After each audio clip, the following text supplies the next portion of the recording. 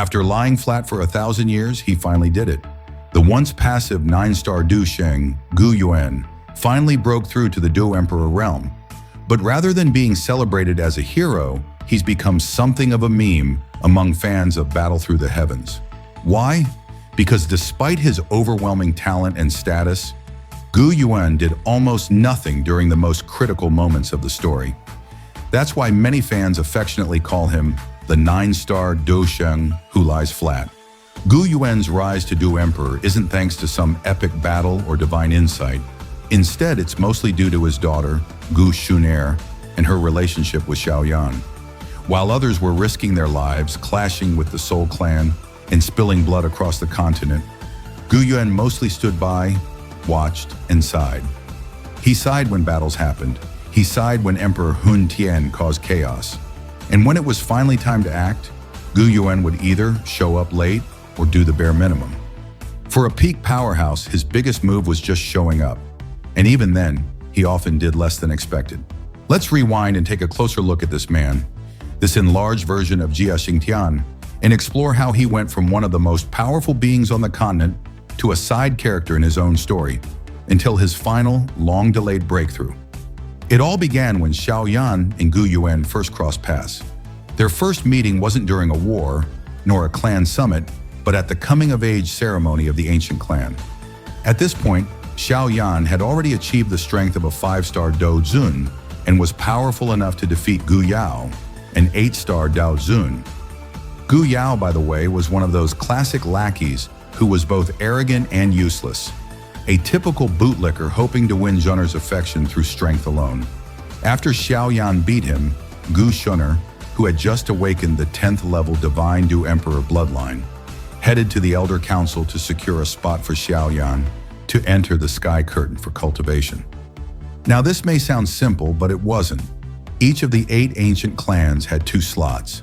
The Xiao clan had long fallen and hadn't participated in years, so the ancient clan had quietly claimed those 2 slots for themselves.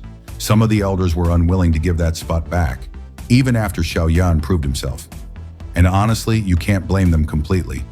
If you had sent Xiao Zhan, who was merely a Dou master, to the Sky Curtain, he wouldn't have even made it out of the Jiama Empire alive, let alone arrive at the ancient realm. In fact, they didn't even know how to reach the ancient realm in the first place. But now Xiao Yan stood there, a descendant of the Xiao clan, powerful and worthy. And even then, many elders still refused to acknowledge his place. It was only after Gu xun'er threw a massive tantrum, one that shocked even the council, that they gave in, reluctantly granting Xiao Yan entry. While Xiao Yan was waiting to hear the results of Gu xun'er's efforts, Gu Yuan finally appeared and met him. Now Xiao Yan assumed that Gu Yuan would be like many other ancient clan elites, arrogant, dismissive, and totally opposed to the idea of his daughter being with an outsider. But to his surprise, Gu Yuan didn't throw a fit or threaten Xiao Yan. Instead, he evaluated Xiao Yan calmly, impressed by his strength and achievements.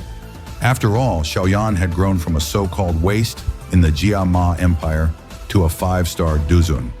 That kind of growth demanded respect. More importantly, Gu Yuan doted on his daughter xun'er. He was the type of father who would rather keep his daughter happy than assert his pride. So instead of acting like an overbearing patriarch, he gave Xiao Yan a single warning: not to sleep with xun'er before she became a Dou Sheng. The reason? It would damage the purity of her divine bloodline and make her future cultivation path harder. Plus, the elders who were already against their relationship would become even more furious. Xiao Yan, understandably, blushed. He hadn't expected such a direct warning from someone as mighty as Gu Yuan, but he agreed, perhaps reluctantly. But this would turn out to be one of the best decisions Gu Yuan ever made. It ensured that his daughter's future remained bright and protected the relationship from unnecessary complications. But that was probably the only time Gu Yuan ever made a proactive and wise choice. So why do people say he just lied flat for 1,000 years? Let's start with the betrayal, or rather the abandonment, of Xiao Xuan. Xiao Xuan was the ancestor of the Xiao clan and a good friend of Gu Yuan. They were both patriarchs of their clans, and both carried the burden of leadership. Xiao Xuan, in an attempt to raise his clan's bloodline and reach Dou Emperor, ended up being ambushed by the Soul clan. All of the Soul Clan's Dou Sheng powerhouses attacked him, leading to his severe injury and eventual death. Where was Gu Yuan during this crisis? Watching from the sidelines. Rather than helping his old friend, he chose to protect the Gu clan's strength and avoid confrontation. He played the role of the wise observer, waiting for the dust to settle so he could benefit afterward. But that moment never came. His inaction cost the continent one of its greatest warriors. Even after Soul Emperor Hun Tian was seriously injured, Gu Yuan didn't seize the opportunity to eliminate him. Instead, he waited again. He even sent his own daughter xun'er to live in Wutan City with the Xiao clan as an undercover agent. His goal? To obtain the Touche Ancient Emperor Jade, a key to unlocking the Ancient Emperor's cave. But instead of openly asking for it or protecting the Xiao clan as promised, Gu Yuan just waited. And the Xiao clan? He did nothing for them. They declined, lost their glory, and were reduced to a small presence in Wutan City. If it hadn't been for Yao Lao possessing Xiao Yan, Xiao Zhan, the patriarch of the Xiao clan, might have been killed by just a basic Dou master like Jalebi. That's how far the mighty had fallen, and Gu Yuan did nothing to stop it. Then came the fall of the Spirit clan. At first, Gu Yuan genuinely didn't know who the attackers were. But when the Stone clan was also destroyed, it became obvious that the Soul clan was behind it all. By this time, Gu Yuan was already a peak 9-star Dou Sheng and had the soul of an emperor. He could have united the remaining clans, the Thunder clan, the Flame clan, the Medicine clan. Together, they could have launched a powerful counterattack against the Soul clan. Even if they didn't win, they wouldn't have been steamrolled. But again, Gu Yuan hesitated. And because of that, the Soul clan attacked the Medicine clan during their grand ceremony.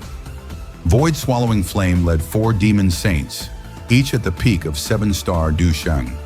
In the end, the Patriarch of the Medicine clan had to self-destruct to protect Xiao Yan and the 2 surviving Tianjiao of the Medicine clan. By the time Gu Yuan finally decided to take action, it was too late. Emperor Hun Tian led a full-scale assault on the Gu clan.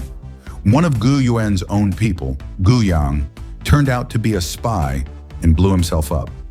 Just like that, Emperor Hun Tian easily snatched the Ancient Emperor Jade. And where was the Jade? Not hidden deep in some secret vault. No, it was casually placed in the Ancestral Hall. What kind of patriarch stores the most important artifact in such an exposed place? Later, Hun Tian captured Xiao Zhan and used him to pressure Xiao Yan into collecting all the pieces of the Jade. When they finally entered the Ancient Emperor's cave, Gu Yuan fought alongside Zhu Kun to stop Hun Tian. But even then, he held back. He couldn't even handle the void-swallowing flame, which was just an emperor's soul at the time. In the end, Hun Tian consumed the Emperor-grade Young Pill and broke through to Dou Emperor right before their eyes. Gu Yuan was devastated, but still useless. Once again, it was Xiao Yan who turned the tide. Thanks to the inheritance of the Touche Ancient Emperor, Xiao Yan leaped from 7-star Dou Zun to Dou Emperor in one go and finally sealed Hun Tian, ending the threat.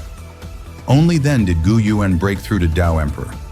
After all that waiting, all that watching, all that sighing, he finally made it. But was it earned? Throughout his life, Gu Yuan was the kind of man who always hesitated. He never took the initiative. And when he finally acted, it was always too late. His promotion to Dou Emperor came not from valor or strategy, but from standing close enough to Xiao Yan to catch the overflow. If he didn't have such a son-in-law, it's likely Gu Yuan and the entire Gu clan would have been wiped out, paving the way for the Soul clan to dominate the entire continent. But thanks to Xiao Yan, Gu Yuan survived. The Gu clan survived, and they entered a new era. So, what do you think? Was Gu Yuan wise and cautious, or just a passive bystander in history's greatest battle? Let us know in the comments. And if you want to relive this unforgettable journey, check out the Battle Through the Heavens comics for more epic moments. And that's the story of Gu Yuan, the 9-star Dou Sheng who finally stepped into the realm of Dou Emperor after lying flat for 1,000 years. Whether you see him as a cautious guardian or a missed opportunity, one thing's clear. Without Xiao Yan, his fate, and that of the Gu clan, might have been completely different. What do you think? Was Gu Yuan smart for waiting, or did he waste his potential? Drop your thoughts in the comments. We read every single one. If you enjoyed this deep dive into the Battle Through the Heavens universe, don't forget to like, subscribe, and turn on the bell so you never miss out on more Donghua lore, character breakdowns, and plot rewinds. Until next time, stay fired up and keep walking your own path to greatness.